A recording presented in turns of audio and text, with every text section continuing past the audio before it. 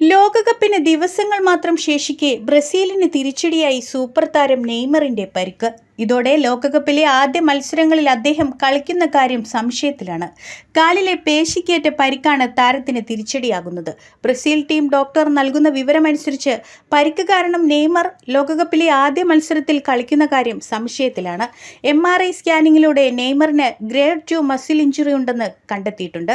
ഈ പരിക്ക് ഭേദമാകാൻ 2 മുതൽ 3 ആഴ്ച വരെ ചികിത്സ ആവശ്യമാണെന്ന് ഡോക്ടർ വ്യക്തമാക്കി. ഇതോടെ പനാമയ്ക്കും ഈജിപ്തിനുമെതിരായ സൗഹൃദ മത്സരങ്ങൾ നെയ്മറിന് തീർച്ചയായും നഷ്ടമാകും.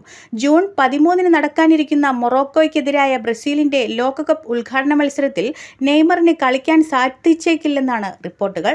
ഇക്കാര്യത്തിൽ ഇപ്പോഴും അനിശ്ചിതത്വം നിലനിൽക്കുന്നുണ്ട്. 34 വയസ്സുകാരനായ ഈ താരം നിലവിൽ ഡോക്ടർമാരുടെ നിരീക്ഷണത്തിലും ചികിത്സയിലുമാണ്.